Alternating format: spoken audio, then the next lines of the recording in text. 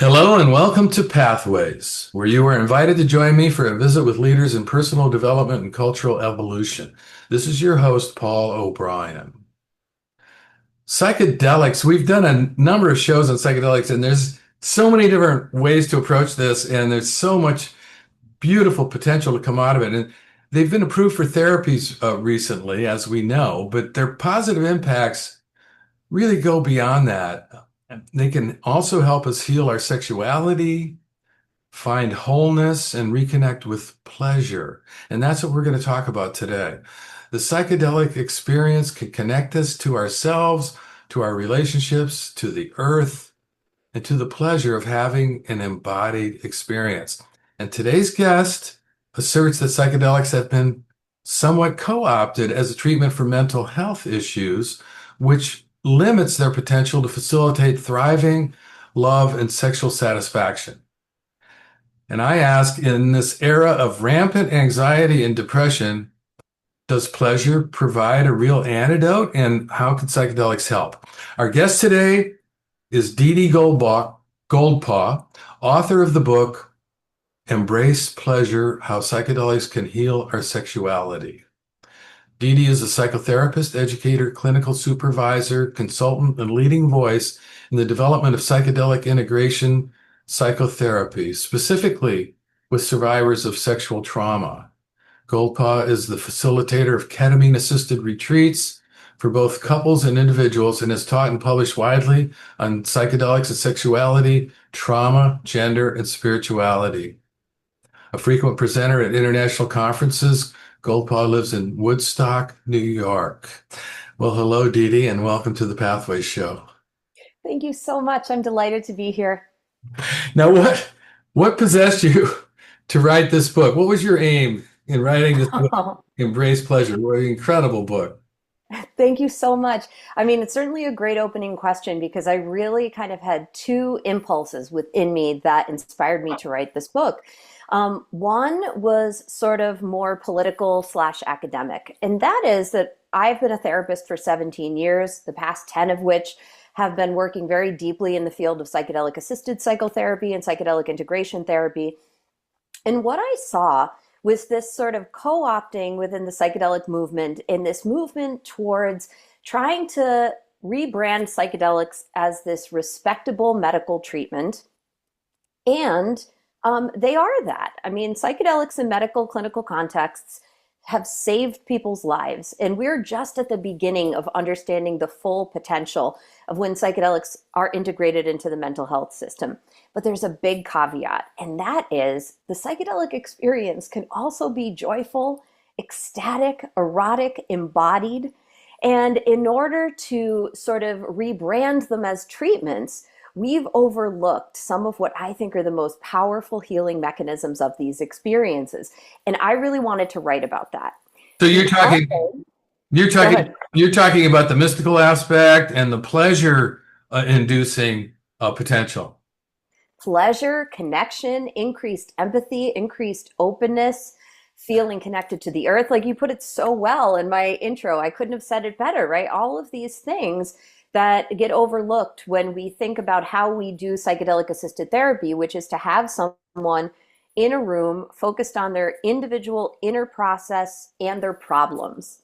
And I wanted to actually present a coherent narrative that people could think about. Is there a different way to intentionally and respectfully and in the context of the sacred approach these medicines that are connected to the earth, connected to other people, and connected to our bodies?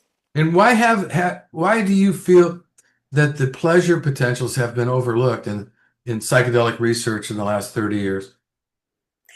It's a complex question with many answers. And the first I think I've already spoken to is that we've tried to take psychedelics and wash it clean of their reputation from the hippie movement in the 1960s and make psychedelics respectable. And certainly books like Michael Pollan's How to Change Your Mind, turned people on to the idea that psychedelics could be impactful for them who never would have considered this before.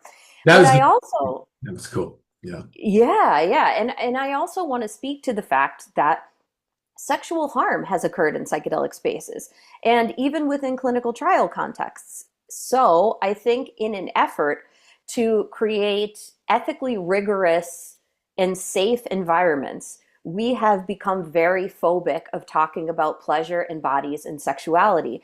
Because to me, there is a huge difference in creating a safe space where we can talk about these things and experience and be in touch with our own erotic energy and abuse occurring. They are two completely different experiences. And so I wanted to open the space where we could say we can be ethically rigorous and we can create spaces where people are not abused or exploited. And our sexuality is an intrinsic part of our spiritual identity and should be welcomed into this work.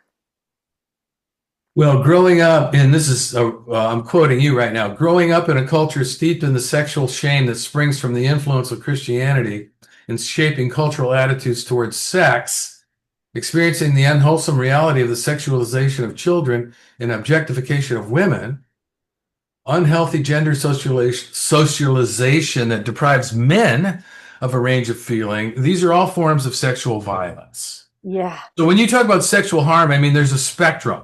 So can you kind of define that spectrum for us? Yes, absolutely. In the book, I go to great lengths to talk about my conceptualization of sexual trauma. And sexual trauma can absolutely be the things that we're sort of acclimated to understand are harmful, such as sexual abuse, sexual assault. And it's easy for us to identify the impact of those kind of harms, even though they are very prevalent in our society. And in the past decade, we've really tried to reckon with that as a culture.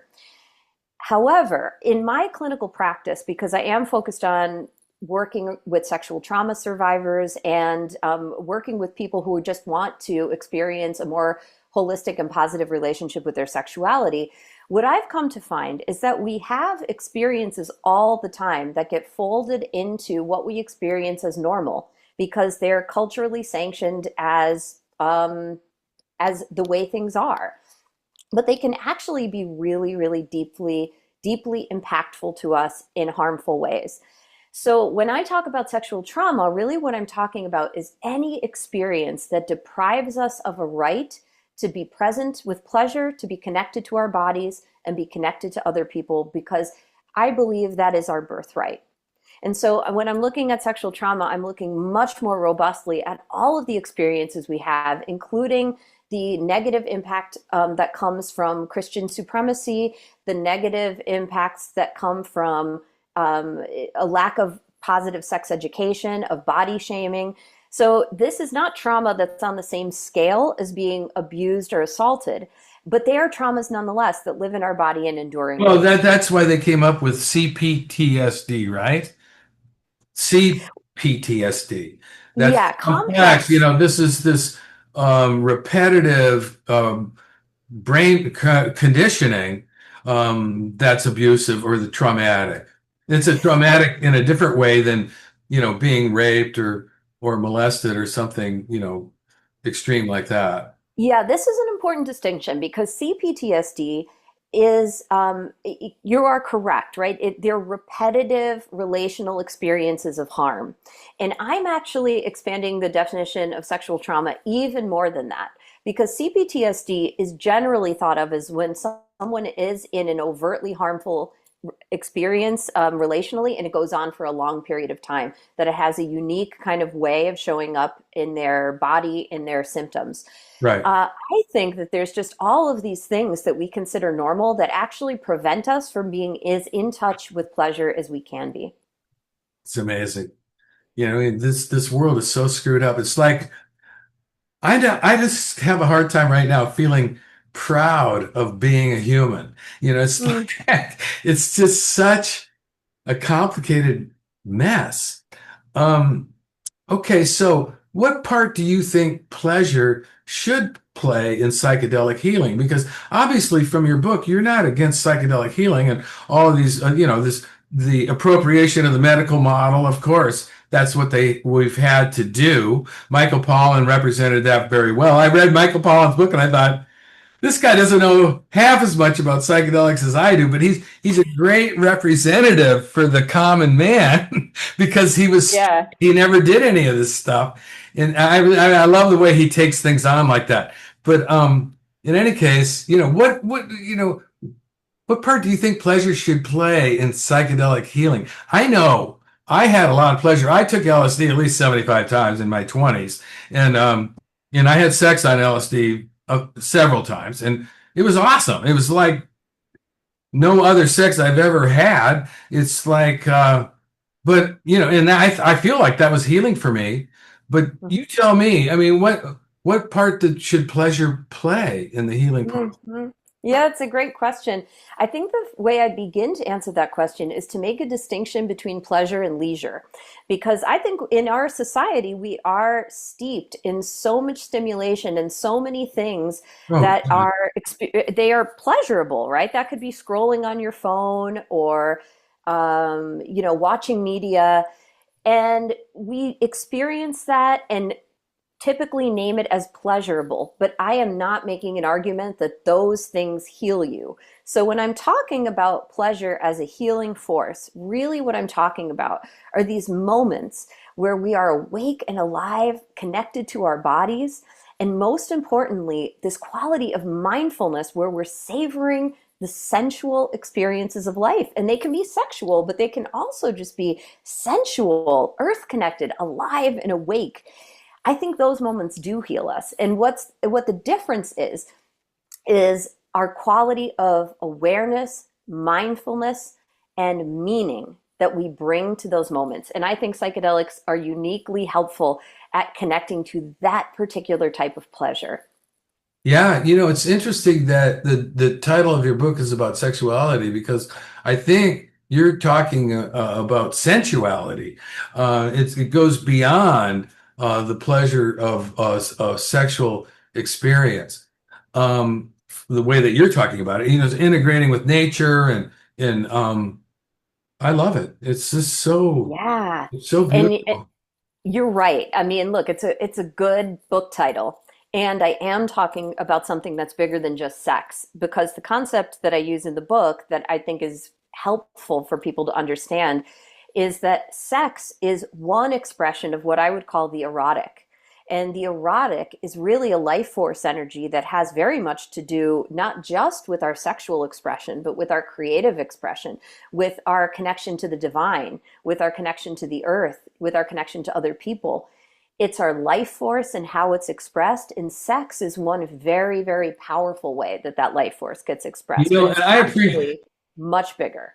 I appreciate the way that you quote Freud and you go you give credit where credit is due. I mean, these guys were living in the most male chauvinist society ever, I mean, Victorian, but he had some insight, and I appreciate that you give him credit for that.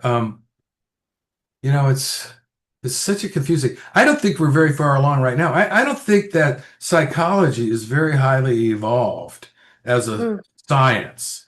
Now, hmm I'm like a total student of psychology, Jung and Freud, etc., and I know a lot. I know, but I think, people like you are helping us push the boundaries of a broader understanding. Okay, so let's mm, talk about the medicines. Let's talk about, okay, in the book, there's a certain psychedelics that you focus on. Now, obviously, like I said in my intro, you do ketamine-assisted therapy, hmm but there's all these other ones that you talk about, MDMA, LSD, psilocybin, um, you're talking about a spectrum of psychedelic ayahuasca. You're talking about a spectrum of psychedelics that have really different effects. And, hmm you know, so what medicines are helpful to our sexuality? hmm Yeah, well, I do write about this in the book pretty extensively. And a point I make early in the book is that when we think about psychedelics and sexuality, many people think about sex on psychedelics. And I do talk about that, but it's for me kind of one of the least interesting pieces to explore. I am much more interested in thinking about what are the post-acute effects of psychedelics on our sexuality. So, in other words, when we encounter these different medicines, and we experience them through our bodies in different ways, how does that change us as sexual beings? So I have a chapter in the book where I break down each of the different medicines and talk about what I think is uniquely powerful about each of them to heal. And I'm not really privileging one over the other because I think if you're looking to heal sexual trauma, there are certain medicines that can be very helpful for that. If you're looking to connect more with a partner, if you are looking to connect more with God or whatever your idea of God is and bring sacredness into your experience of eroticism, there are different medicines that I think kind of lean more in that direction. And that to say, people experience all medicines differently. So finding out what really speaks to you and calls to you and becomes the medicine that will help you heal is going to be an individual process. And for me, my sexual healing journey was very much centered around using Wachuma medicine, which is mescaline. And this is like the forgotten psychedelic, right? Like it's the least studied, even though it's in the Western paradigm, it's our oldest psychedelic medicine. It kind of gets ignored for a lot of reasons that I go into in the book. But I can share a little bit my own healing from sexual trauma. Early in that healing process, I had many ayahuasca experiences that were very, very helpful in me healing the overt experience of trauma. But when I was in Peru and experienced Wachuma medicine, which is mescaline is the active ingredient, active component of that, that was when I realized the full depth that these medicines have to offer us because it was being re-embodied. It was experiencing pleasure and awakeness, connection to my body without trauma processing. So I really came to evolve this understanding that yes, the medical approach to psychedelic healing is we look at how we can reduce symptoms. But for me, the real healing was when I was able to step into pleasure, when I was able to step into that part of my life that went beyond just healing symptoms. It made me fully human again, connected to my personhood and my sense of pleasure and aliveness. You're talking about transforming your relationship to trauma. Yeah. And this is kind of what your specialty is because you help people heal from sexual trauma.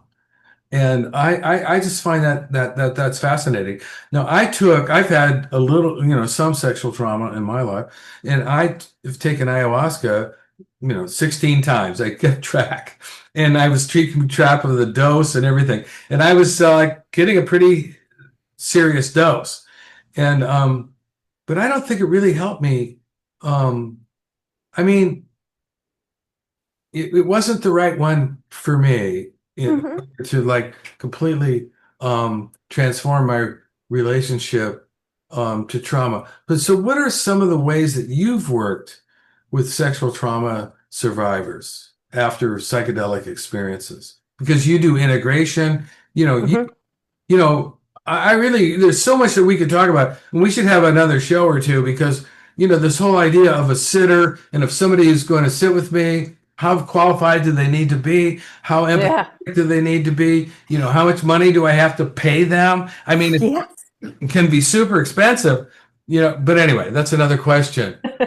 I have lots of opinions on all those things. I'm sure. So Go ahead. I got a little sidetracked. So your original question was about how I work with sexual trauma survivors after Right, right, psychedelic right, right. experiences. Yeah, well, it really is going to depend on the survivor, but I'll just, you know, um, outline for your audience that psychedelic assisted therapy means that the client is taking the medicine at that time. And I do ketamine assisted therapy work, which is the only legal work we can really do in therapeutic practice in the United States right now. And I do work with sexual trauma survivors with ketamine. Integration means it's psychotherapeutic support after the person has a medicine experience. So I published a paper in an academic journal way before this book came out, or a few years before the book came out. And it really was the first paper that was looking at the role of spirituality in healing from sexual I trauma and love it. psychedelic I love it. integration. Hmm. So I focus heavily on the body. What were the somatic experiences that you are able to reconnect to that this medicine may have offered you. And those experiences can be an ability to process the trauma that has been stored in the nervous system for a really long time and release it. And I'll want to work with somebody to help them to further release any trauma that's being held in their nervous system.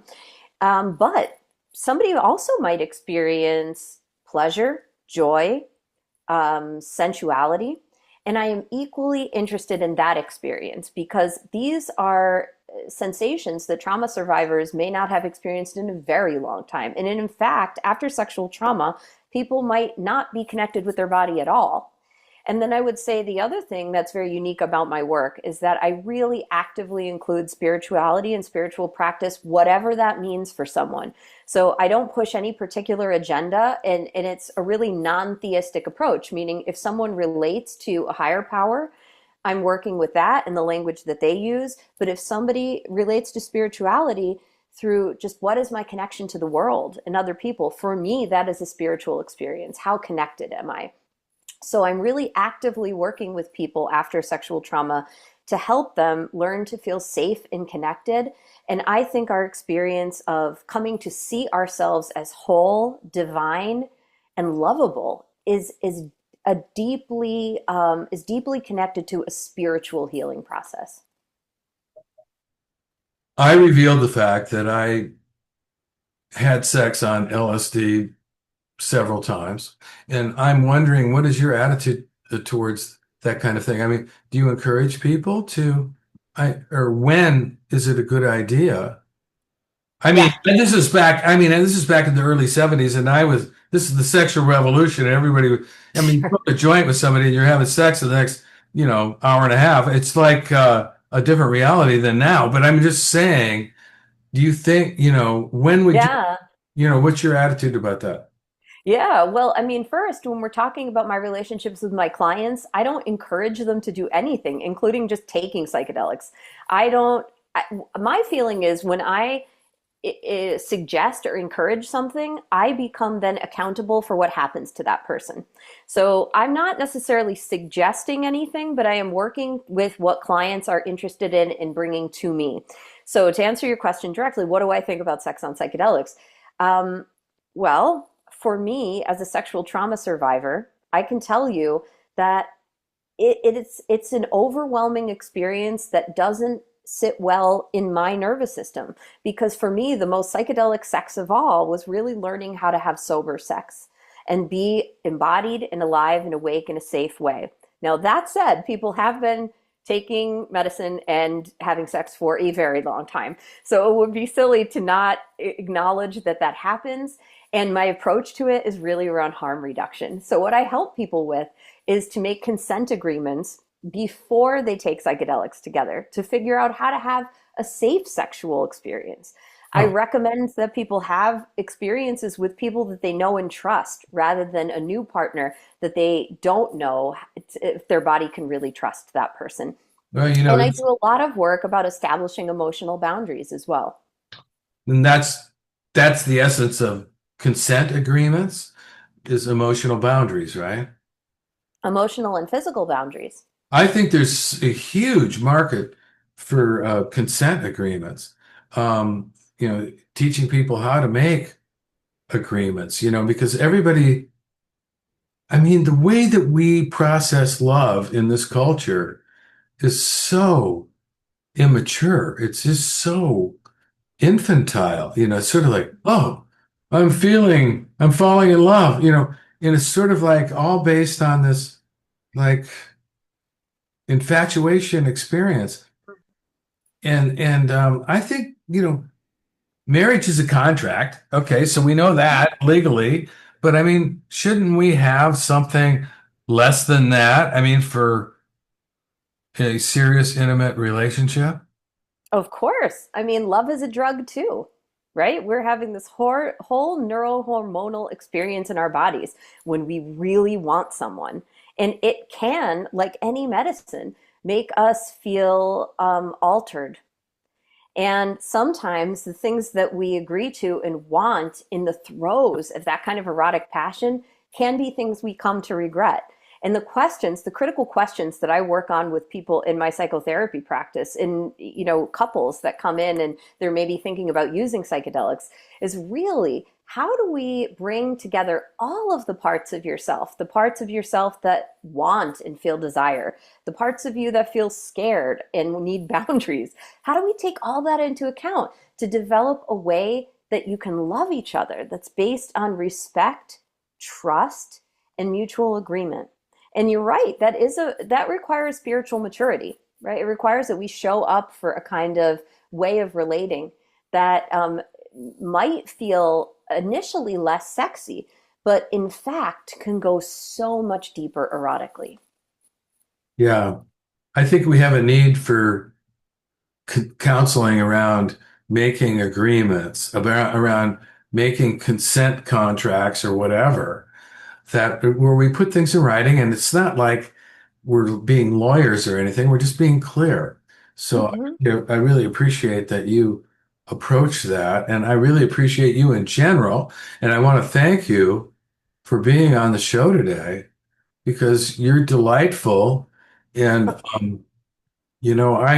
I could talk to you for a long time about mysticism. Do you consider yourself a spiritual teacher? I think you are, but I'm just getting to know you, but thank you so much. Thank you so much, Paul. It was just wonderful to speak to you. There's so much more we could explore, but we have run out of time today. And I want to be sure to tell our listeners about your website, Yes. embracepleasure.com. Wow, all one word, embracepleasure.com. And for those who may have tuned in to Pathways late, this is your host, Paul O'Brien, author of Intuitive Intelligence, a book that shares the theme of pathways, which is personal and cultural evolution. Now, don't worry, you can play and or share this interview whenever you want via the internet or as a free podcast, and I'll tell you how in a minute. Today, we've been visiting with Dee Dee Goldpaugh, author of Embrace Pleasure, How Psychedelics Can Heal Our Sexuality. A very unique and readable and entertaining and educational book. I highly recommend it. And I want to say a heartfelt thank you to all of our listeners for tuning into Pathways, which is broadcast on KBOO FM. That's www.kboo.fm in Portland, Oregon. Or perhaps you subscribe to our podcast for free, which you can find at divination.com, spelled DIVI nation.com, as well as by searching Pathways Radio on Paulo's YouTube channel, where you can give us a thumbs up and subscribe. Anyway, please feel free to forward a link to your friends. And this is Paulo bidding you adieu and reminding you to tell your friends about Pathways and about Pathways podcasts. Thanks again to Dee Dee Goldpaugh and to all of you listeners for tuning in and being a part of the Pathways conversation.